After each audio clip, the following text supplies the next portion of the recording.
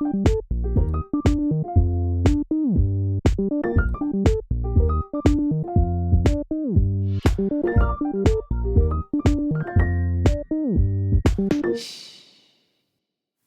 listening, right? Hi, Andy. Hey. Is anybody listening? They are listening. So thankful from Burr's Baby. I'm loving this podcast. You two are so real, relatable, and entertaining. Was introduced while listening to Armchair Expert when Monica Padman mentioned enjoying you. So thankful to have been introduced to you two. Keep up the great work. I got to shout out Monica. Damn. She's our angel. She also texted me this week because she wanted to know who the woman was. Did you tell her? Oh, yes, I did. Very much appreciated her support. By woman, in case you didn't hear last episode, you were spiraling because you met a really powerful, cool lady on vacation, and you thought you guys were going to be friends, and that did not happen. You know, sorry, I'll dive into a follow-up on that, but is anyone else listening? Yeah. We got a bunch. Here's one from Singing Fan. I like that. I love listening to you guys talking. Thanks for keeping me company. Thank you, Elizabeth, for keeping it real and speaking your mind. I kind of wish Andy talked about music more. Just a thought. Love you both. Oh, that's so sweet. That's so sweet. Might be some more music talk coming down the road. That is very true. Yeah. So what I wanted to say was, you know, the friend that didn't happen, the friend that never came to be, obviously has taken up a lot of my bandwidth on the podcast in my room. And my boss said something to me like along the lines of like, I can't believe you would ever doubt your like what you bring to the table friendship wise or something like that. Oh, that's very sweet. Very sweet. I agree with your boss. I was thinking about it. There's something about vacation friends that goes back to my childhood. Like we used to go every summer to Orlando for a few weeks, and I almost felt like the friends I had there, and it was my grandma's house, so I would like make friends in the neighborhood. Sometimes like they would have moved away and it would be like I'm never seeing them again. Yeah. But many of them were just there every year, year after year. Yeah. And it was almost like those friendships were just as important as my home friendships. And there was something like magical and special about it. It's almost like a no strings attached friendship. Yeah. And so that's why I think I loved the idea of this friendship. But ultimately, if I wasn't the right fit for her, I wasn't the right fit for her. That's fine. And I think when you're at that level and like that powerful, there are people in your orbit that are small fries. It was Sheryl Sandberg. Let's just say it was Sheryl Sandberg. But you know, there's small fries, and then there's people that like are important, and you're kind of a small fry in this situation, and you don't necessarily have to take that personally.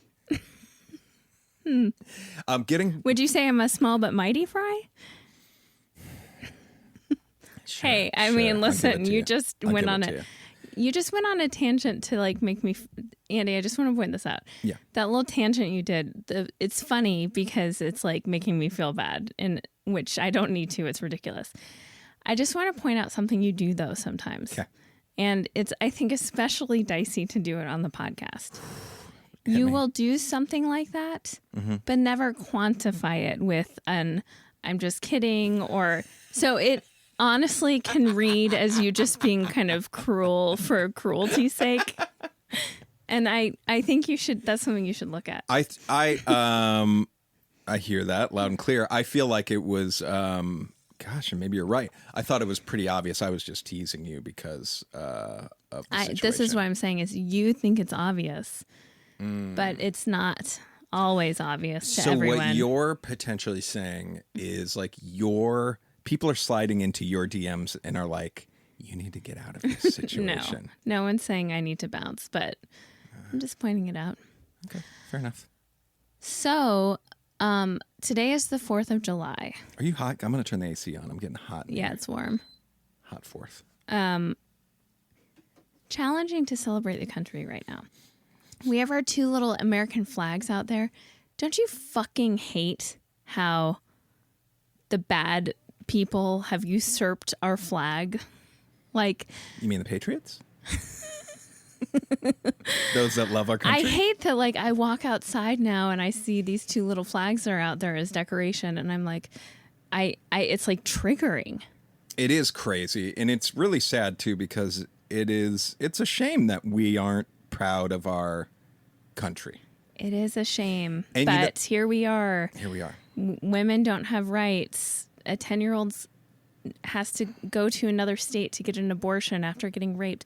The abortion thing is very tied into something that I want to talk to you about. I didn't even speak to it last week, and I don't even want to speak to it this week because it's so extreme. I mean, I think we are being held hostage by this like extremist illegitimate superior court, blah, blah, blah. I'm saying everything that everyone knows. Yeah. But it's so insane and extreme. I mean, I feel like truly they could say, oh, and women can't drive now. It feels that extreme and insane. And I mean, it actually in many ways is far more detrimental. And I do think the reason I can't speak to it too much is I don't have any answers, just like no one does. I think this is going to do irreparable damage. I think at best we might be able to reverse this horrible situation within the next like 6 to 10 years. But like the amount of damage and lives lost and pain and suffering this is going to cause women or, bodies with uteruses and children also.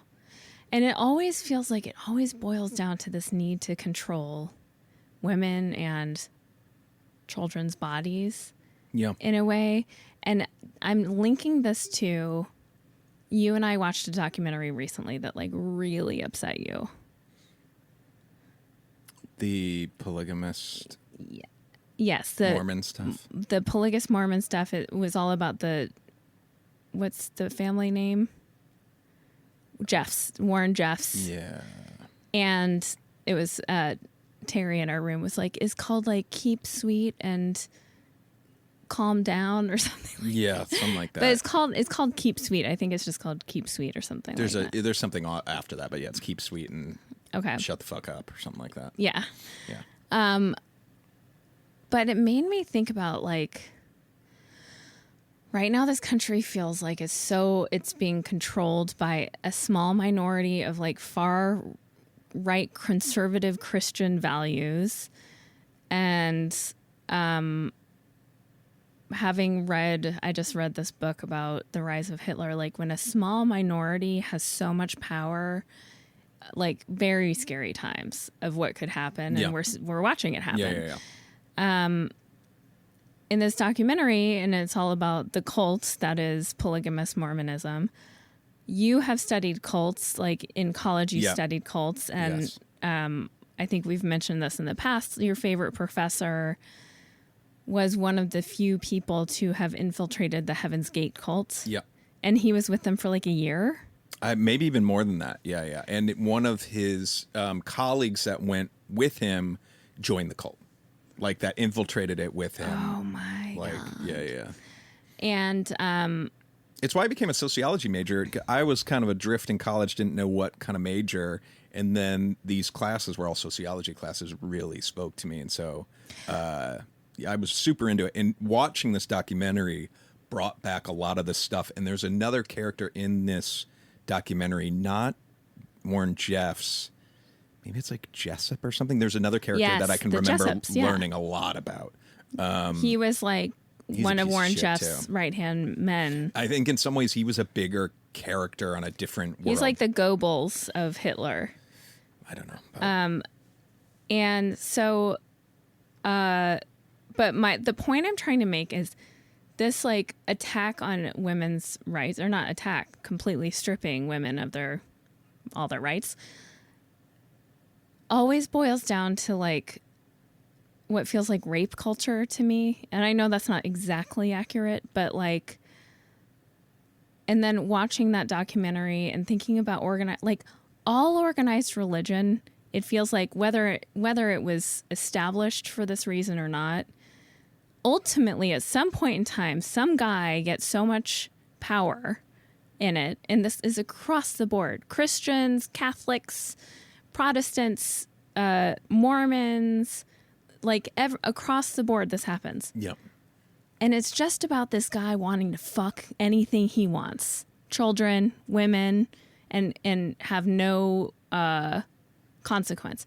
What the fuck is that? Like, in any cult thing, like you read about, like the Manson, any other cult thing, religious thing, even how niche and small and outlandish it seems, it is always that story. And then this one guy came to power, and then he changed the rules, and then he brainwashed people, and then he was just fucking everyone. And it was all about protecting how he could fuck and who he could fuck. Yeah, yeah. What the fuck? It's almost like what came first, the chicken or the egg? Is it like the power comes first, and then you're like, well, what can I do with this power? Because I've done everything else. These fucking people are, listening to every word I say.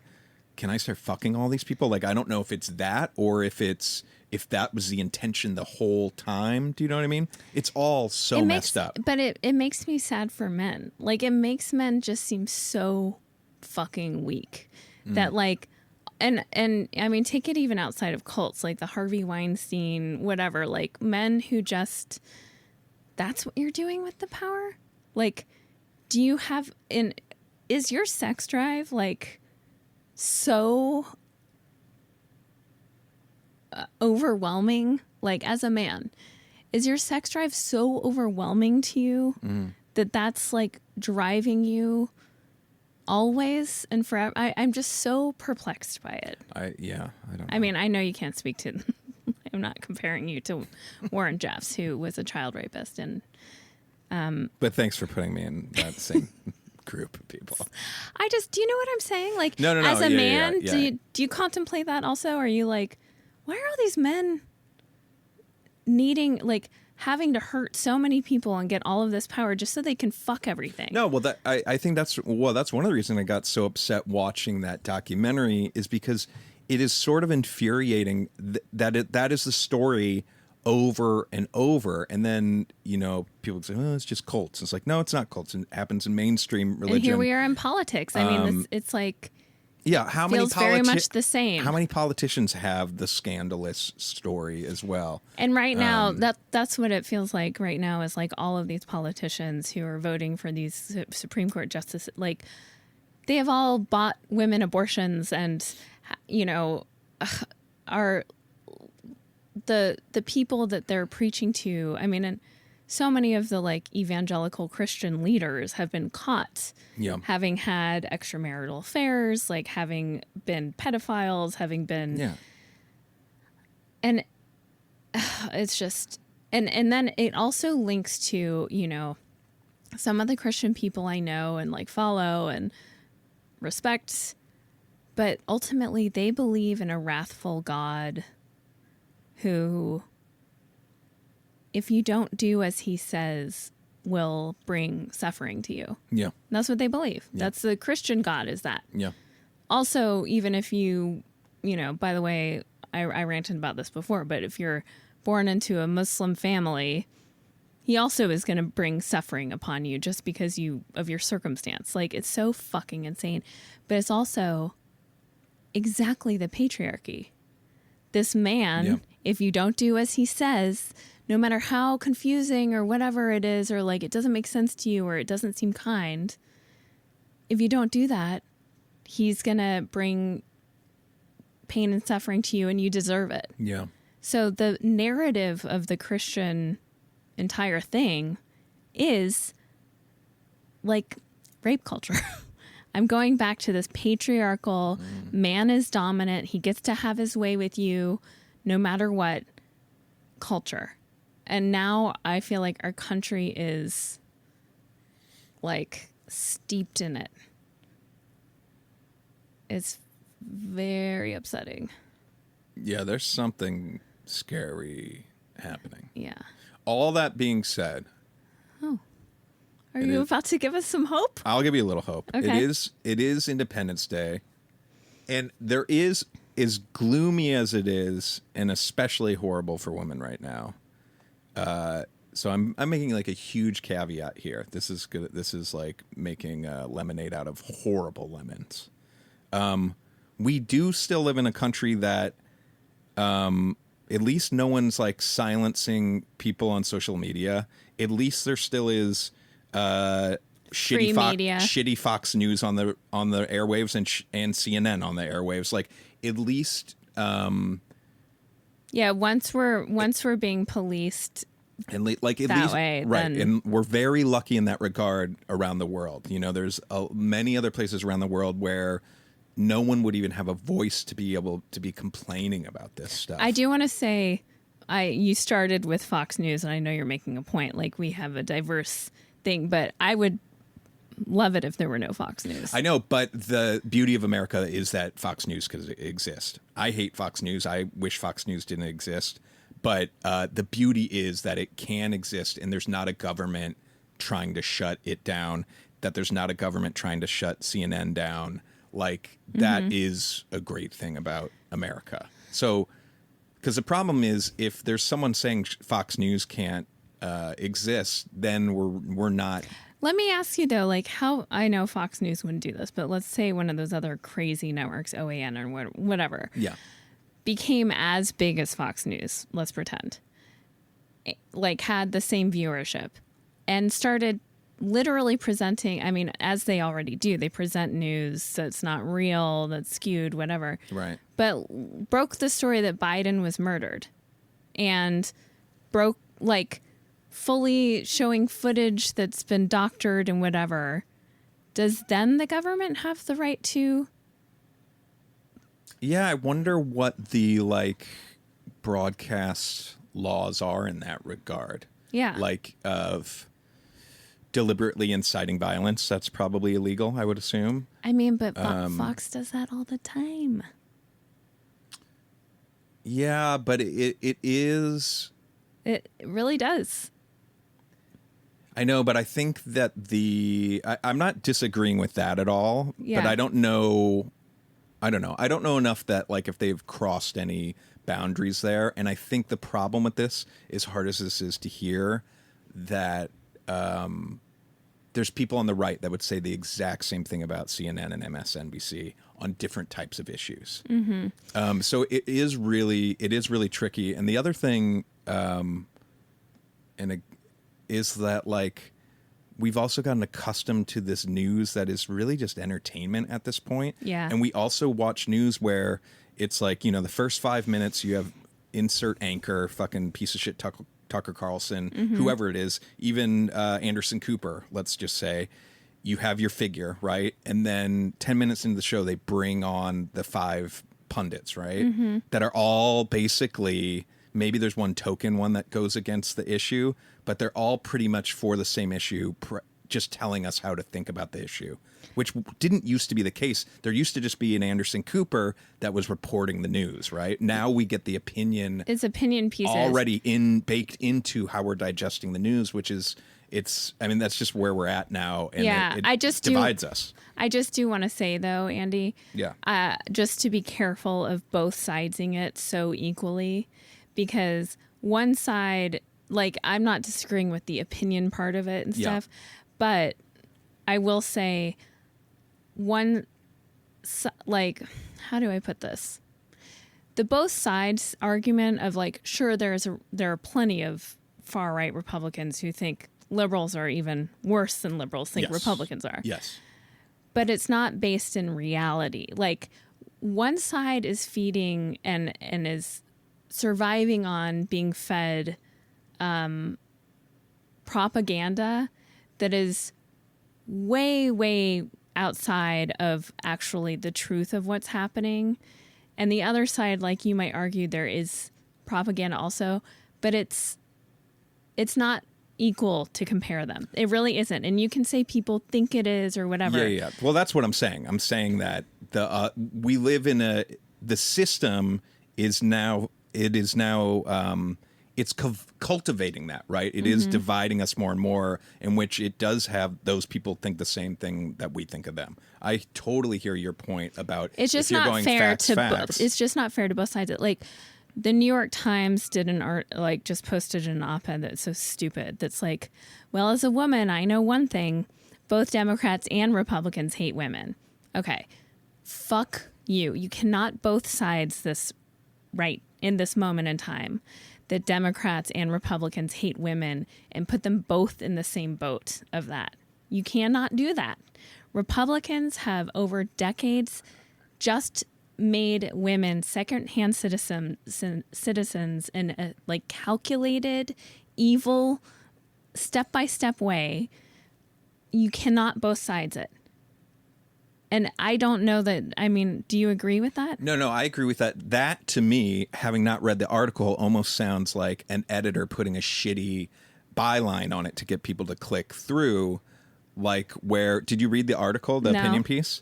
See, that's But like people did. I mean, people I respected. And I mean, I think that,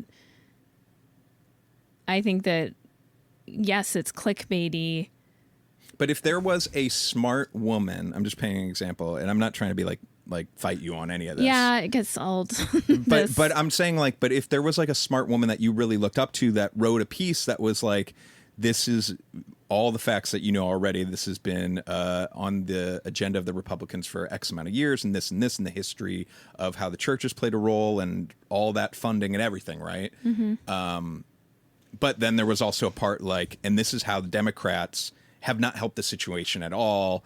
You'd want to hear that argument, right? Like, no, I mean, not at this moment in time, no. And not presented that way. Like, a lot of people only see that headline and go like, yeah. No, you cannot do that. Right. Like, if someone gives you a paper cut and the other person slits your throat, you can't say, both people hurt me. It's not appropriate, and it's harmful, and, you know, I don't know. I just would be careful of both sidesing things. I feel like we have both sides ourselves. I mean, I think that the left has played too kind and too by the book, and we have these rules in place for too long. And the right has totally gone off the rails, and they have won. Like, they're winning in a way that is literally, you know, taking rights away from half the country. Yeah. No, it's insane. It is literally, we're on this new horizon of minority rule, and it's really, really scary. So anyway, should we talk about Love Island? Yes. Did you have anything else you wanted to say about that? No. I also want to say I want to apologize. I'm so upset about it, and I'm talking, you know, I'm not the most politically educated person on this subject. So me like equating it to rape culture without explanation, I know might seem insane, and I can't even fully explain it other than, you know, this 10-year-old in Ohio who was raped. If she didn't have support to get to Indiana, would be forced to carry a child and potentially die. And more than that, the trauma is already like, this kid's life she's a child, and her life is ruined, and her life has already been ruined. And the system is just, I'm just so sick of seeing adults, you know, I mean, I felt this way about Uvalde, like the adults in this country not giving two fucking shits about like the innocent people who don't have rights in this country. Yeah. And so when I say rape culture, I mean, it always goes back to me about men wanting to control women's bodies and do whatever the fuck they want to women, and for there to be no consequences. And that's how this feels. I know that a lot of people are like, I mean, a lot of the people who are celebrating this horrific, evil, vile law or undoing of the law think that, you know, this cluster of cells in a woman's body is a life. And I just don't know how you look at the story about this 10-year-old and think that this is better, even if you think that's a life. And then the other thing, because to them they're like, it's God's will. yeah. Oh, and yes, by the way, God willed that 10-year-old to be raped. And God will, it's like, go fuck yourself and your fucking God. I get so mad. Having said that, I will say I was pro-life at one point in time. Not that I wanted the law to be that people couldn't get abortions, but I think unaware of my own privilege, I always thought if I did get pregnant, I would have it, even if I were 16 or 17. Mm-hmm. But because I had been brainwashed by organized religion to think that if I didn't, I'd go to hell. Yeah.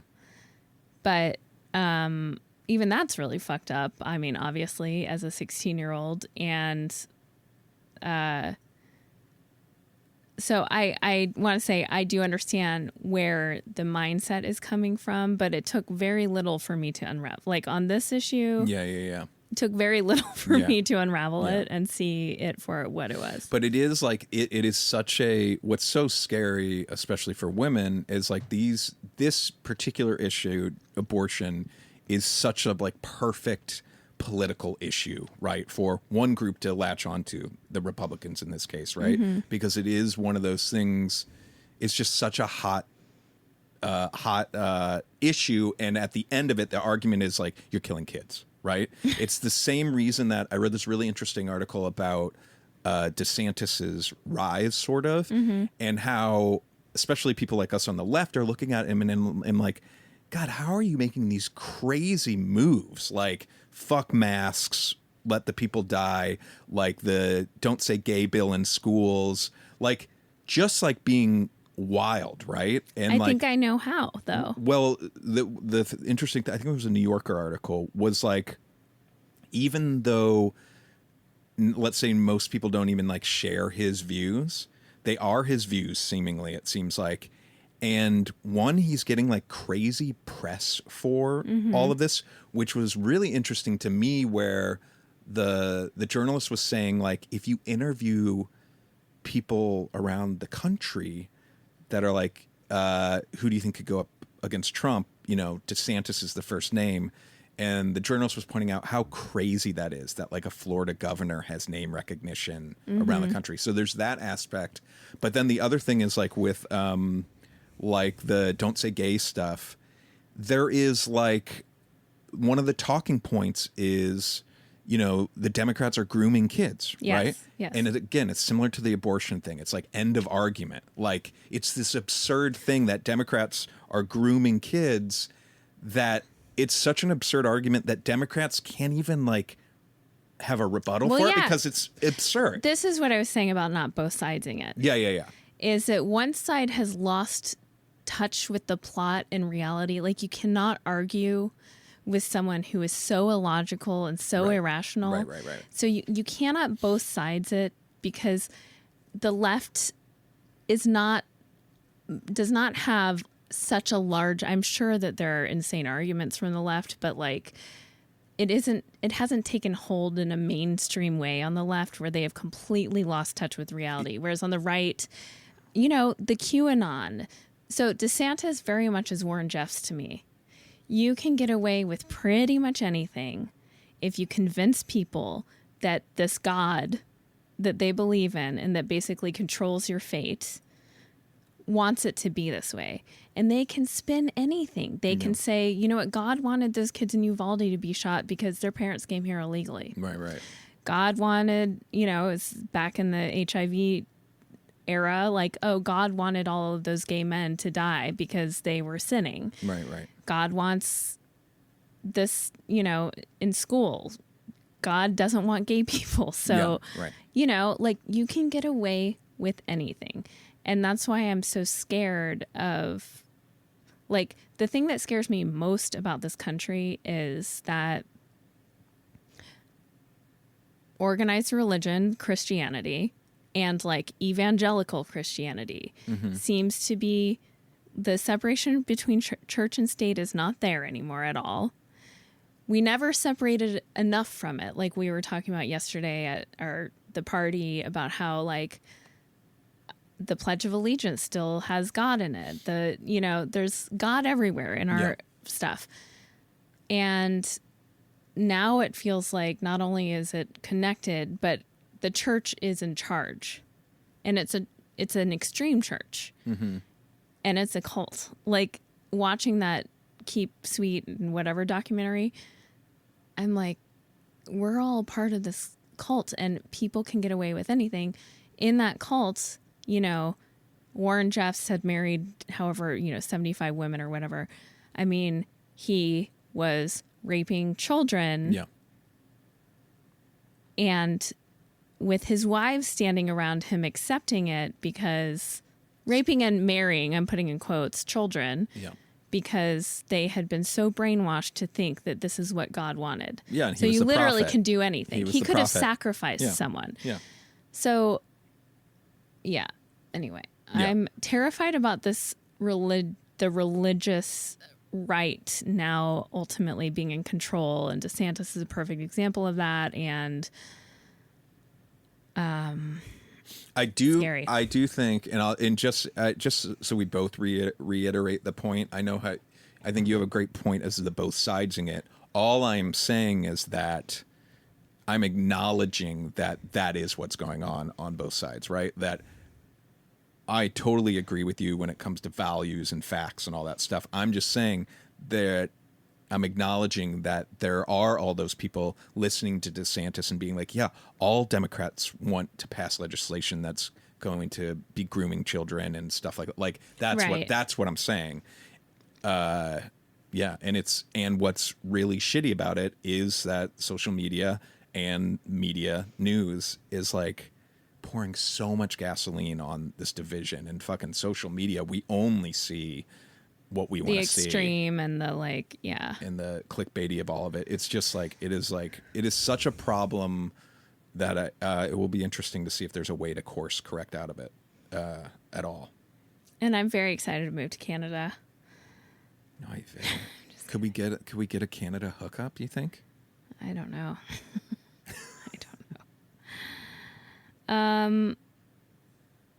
Tonight.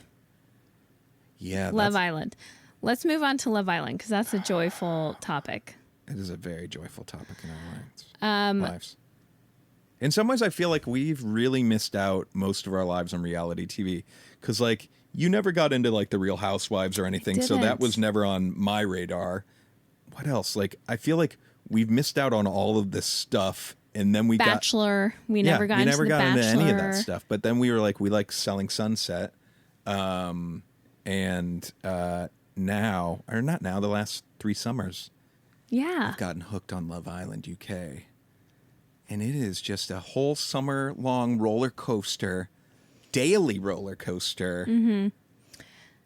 That I love it so much. It's insane. So if anyone's watching this season, I will say today, Andy woke up and adopted a Davide accent, which was very delightful. Davide. I kind of lost it. I was nailing it this morning. You were nailing it. But we're not all the way through it. But what I wanted to say... You're a liar. Okay. No, you have to have the rolling R at the end. You're a liar. Liar? That was so good. That was good. I'll stop there because that was perfect. Do it again. Liar. Not quite. So, but the reason I brought it up is that you and I are going to do something that we hope will bring joy and delight to another human being. Watch more Love Island? Have you forgotten what we've pledged to do already? Yeah. Oh, no, I haven't. We are going to write a letter of love and thanks to the editors. Probably it must be plural. It must be a team of Love Island, who is doing. I know I just railed against organized religion, but I'm going to say is doing the Lord's work. Absolutely. The amount of footage that these editors have to get through, and in a day, it seems like, to put it together, and they put these episodes together, and there's a narrative. You go on emotional rides. They have fun. There are playful moments where it cuts to, as someone's talking, being like, I just really like him because he's so smart and takes things really seriously. It'll cut to that character, like farting and lighting his fart on fire. Exactly. Doing something so stupid. Yeah. They are geniuses. And for what, and to put some context to it, and we haven't really explained the show. If you don't know what it is, just go watch it. Yes, but do yourself a favor. I think it's like, this is like season 18 or is it? I don't know if it's that big, but it's a phenomenon in the UK in the summers. And I think it airs 4 nights a week. And it's like it almost seems like it's in real time. So I want to know what the turnaround for these editing team is. Might be just oh my God. That's what's so crazy about it. It is like, it's like a 2 or 3 month long show and you get like 60 episodes. So it is something you can really sink your teeth in and get to know these people. And there's new people coming in and out of the villa, as it's called, all the time, which is what's also exciting. So the cast of players is always changing. But not too much. That just depends. You stay with the kind of, you never feel like you're losing your core. Sometimes you do, and it's devastating when you lose Andy, people that you really want. Now let me ask you about this letter we're sending. Yeah. First of all, is it an email or a letter? How are we going to get in touch with these people? If there's anyone that listening that knows anybody on the production team that could get us any of the editor's email address, and we'll make it very clear, please share with all the editors. Yes. Because you guys are doing tip-top work. But we're gonna craft a really nice email letter. Mm-hmm. Guys and girls. Guys and girls. What did I say? You just said you guys. I know what you meant, but I just want to clarify. A lot of great women editors out there. It's seemingly... In fact, more so. Yeah, yeah. Like, it's a very... women-heavy job. Yeah. Yeah. Yeah, something like that. But are we writing... So would you prefer to write a physical letter and send like it? that they can hang up in the office? Yeah, and now we're getting kind of cocky that we think that it will be so amazing that they would hang it up. But also, are we like going all in and giving like moments that thrilled us and like... Or is it going to be just like very simple? I think very simple. Really? And like just... I think that lowers our chances of getting hung up on the wall. But also, I know we have this like fantasy of our letter being on the wall, but maybe an email is more appropriate that they can really forward around to everybody that needs that email that day. Oh, that's nice. Right? You're painting a picture like they're all... Well, listen, this is tough work. Yes. And they're in dark little fucking rooms. Yes. And I want to make this very clear. This goes to the whole team, because think of the levels of like sifting of all this footage and syncing all the footage and the audio. It seems unreal, and they're doing it on a timeline that is ungodly, I'm saying. So like it's just so impressive. And if any of you are listening right now, it is not lost on us. And you're giving us such a gift. I hope they are paying them so much money. And I'll also say this to our listeners: maybe come on this ride with us. We're watching the most recent season. It's happening in real time. It's on Hulu. I think we're on like a week delay compared to in the UK. Oh, is that it? I think so, yeah. A week or 2 weeks. So it's not as in real time. Is it the best season of Love Island? Doesn't seem like it's going to be, but it's still amazing. I had a very I think that they'll be fine if I share this, but I had a very funny text. I was texting Michelle, my friend, and Annie, who is from the UK. Yeah. And I asked Annie if she's watched Love Island. And she said, no, my dudes. I could never. And then it was just very funny. Annie said, I keep seeing that clip of a girl who didn't know what a country was, and it makes me sick to my stomach with fear. Wait. So Annie's never watched it? No, apparently not. Is this like you know what? I'm working with someone, a UK artist right now. I'm going to ask it's them. It's a little cringy. Yeah, like maybe is this like really? Are they going to be like, why? It would be like if that? there was some. Oh, that was our children. Okay, so I just saw 2 people pass by the window. I think it would be a little cringy. It would be like if there were some docu-series. Well, I mean, I guess like The Real Housewives, where it's not America, but it's also like not really representing all of America, and I haven't watched it, so I don't even feel weird saying this. Like The Best of Us, maybe. Right. But what I'm saying is, like, would we be judged if we were British watching it? And then how are they judging us now for being American watching it? Right. Like, is it seen as very lowbrow over there? I don't know, but can I finish that? I was... Sorry to interrupt you. It's like the punchline is... Oh, and now I'm also attributing it to my friends. I feel terrible about this. Anyway, Annie said that. And then about the woman who didn't know what a country was. And then Michelle said, God, she truly was an all-star. Okay. Anyway, but I'm very excited to write that letter. If anyone out there, we don't often ask our listeners for favors, but if anyone's this is important, obviously. And we would love to try to make people's days. Now, here's something I'm worried about. Please. What if they get these types of letters all the time? Like they're inundated with fan mail. There's no... Again, we're patting ourselves on the back here, but I don't think so. Okay. I don't think so. And let this be a reminder, maybe to all of you listening right now, all you nobodies, like maybe send an email to someone that doesn't get the cred that they should. Or leave an iTunes review on a podcast if you like it. iTunes review. Or review wherever. I don't know if other places do reviews. To Spotify? We should know about that. We should know. Anyway. Yeah. Okay. I wanted to talk to you about something. So the other day I went to Sprouts, and then I went to a donut shop after Sprouts. It was a newer donut shop for me, and I got some donuts, and I brought home a couple scratcher tickets, a couple lottery tickets. Remember? And you were like, why did you get those lottery tickets? Well, I remember the lottery tickets, but the Sprouts and donut shop thing happened yesterday. Yeah, I went back to that same donut shop. Oh, so this was a repeat? Donuts were. I didn't get more scratcher tickets this time. So you've now twice gone to Sprouts and the donut shop? Yeah. Oh, okay. Why the judgment? I just don't want that to become a thing. Just so people know, you came home from Sprouts with 2 pies, like a dozen donuts. 7. It's a weird number, I will admit. And 7 donuts. 4 blueberry muffins. Like, yeah. We're a family of 4. It's 4th of July weekend, and you know what? Something's changed with you. That is something that there are certain days I would lemon bars. Yeah, those are good too.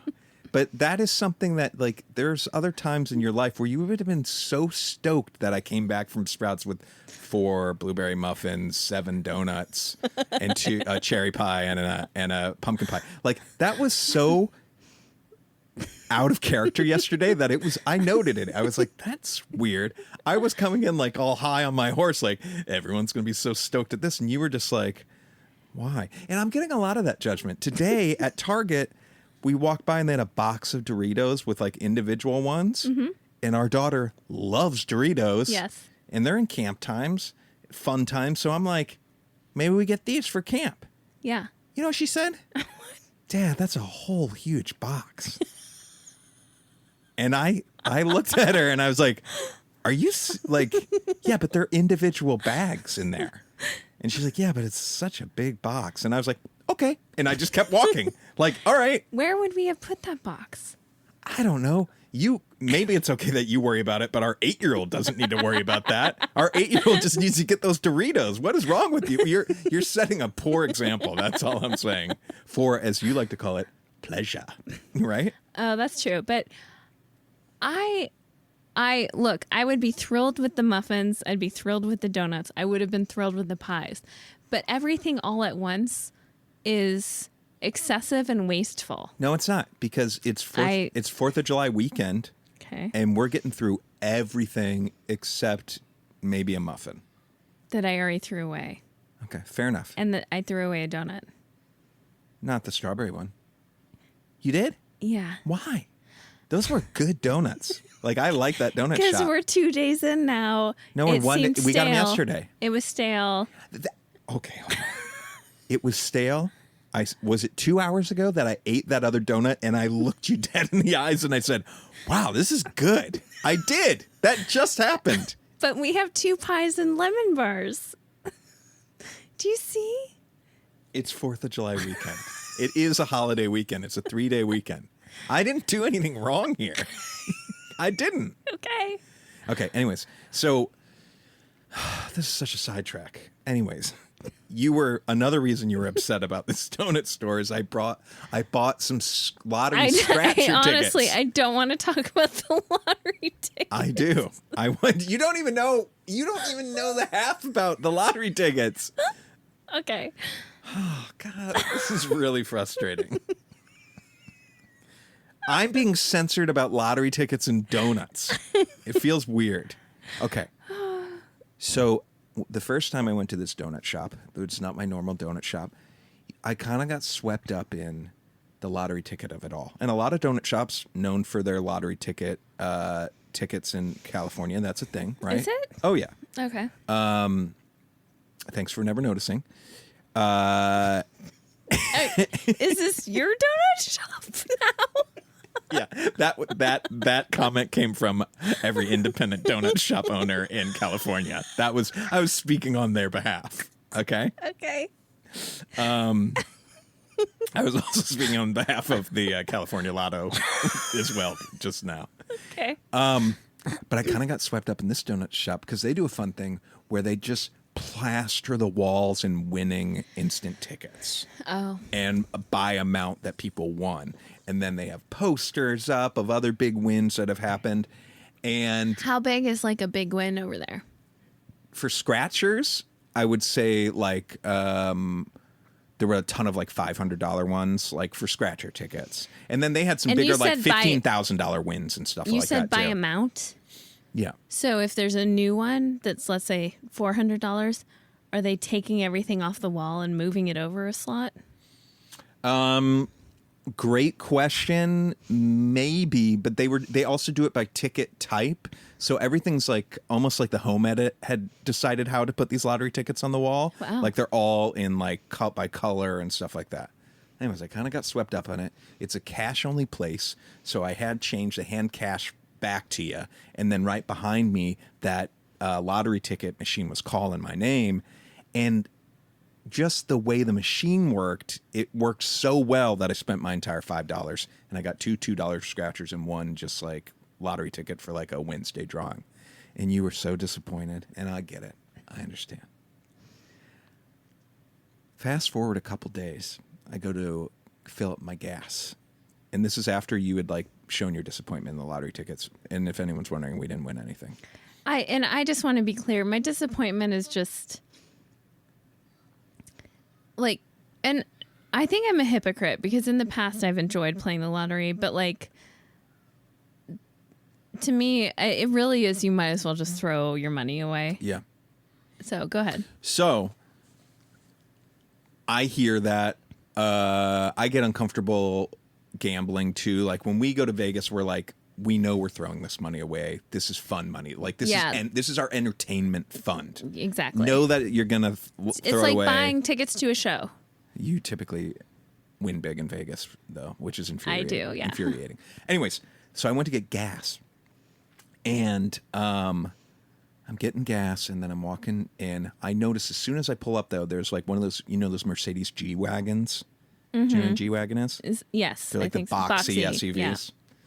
And there's like a white one that's parked like in front of the front door, like of the Donut shop?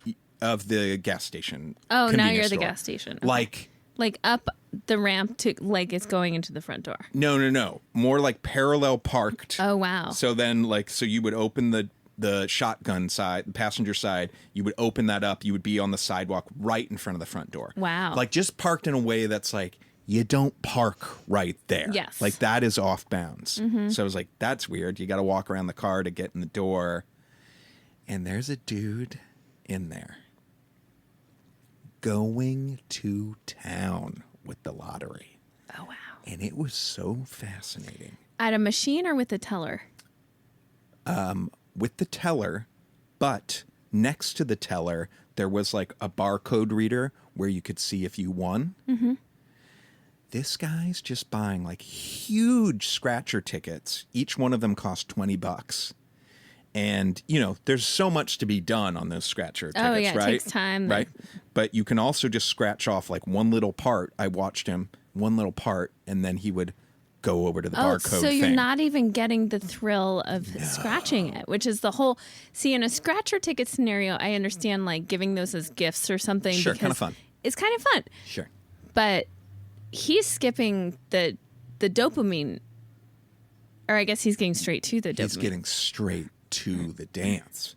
So I watched him do 4 of them. So I watched 80? him do like $80, but he had a stack. I mean, at least $300 worth. He'd been there for a while doing this. Whoa. And he must have been like winning some or something, because otherwise I'm like, why do you keep buying them? Like, and I wasn't. Well, no. But like, why not just go in there and be like, give me 10 of these.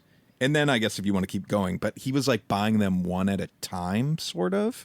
And the checkout lady knows this guy. It was very clear. Yeah, like they had a rapport, how they're doing this. But I just never seen anything like it. And then it was just like jarring because he had the G-Wagon. He parked right in front of the door. And then I'm coming in doing my $20 scratcher tickets. But my takeaway is he must be making really good money if he's got the G-Wagon. Okay. I guess, I mean... Yeah. But anyways, that's not a problem for me, which is good. No. You know? Yeah. No. You know, you and I have been in periods of financial stress. Luckily, knock on wood, you know, right now. Hit some wood at least. That's not a big weight on our shoulders right now, but... Minus the money pit. The cabin money pit. But truly, you know, looking back on some of the scenarios that we've been in that still give me anxiety, like, oh my gosh, you know, when things get tight and whatever. And there were times where we would buy lotto tickets to like really hope we won.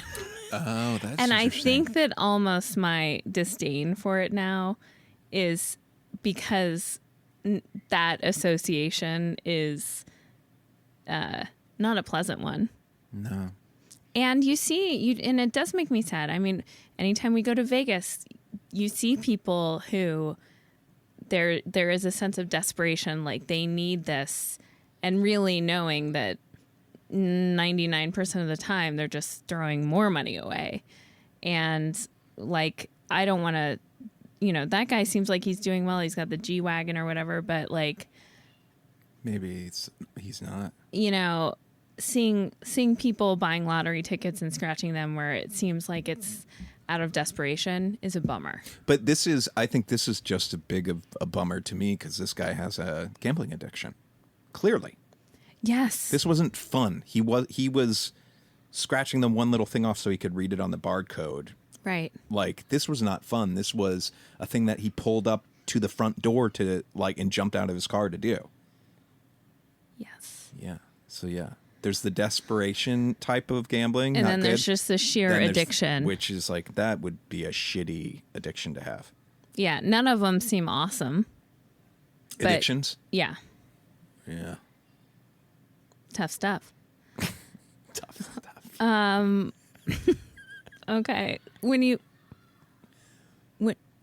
brought up the lottery and Sprouts and donuts, I didn't think we were going to end up here. I feel like this episode has been real, but that's what it is sometimes. Want to thank everyone, all of the nobodies. Also, continue please to engage and follow on Instagram. We love that. It's been such a joy, and hopefully we'll have some fun videos.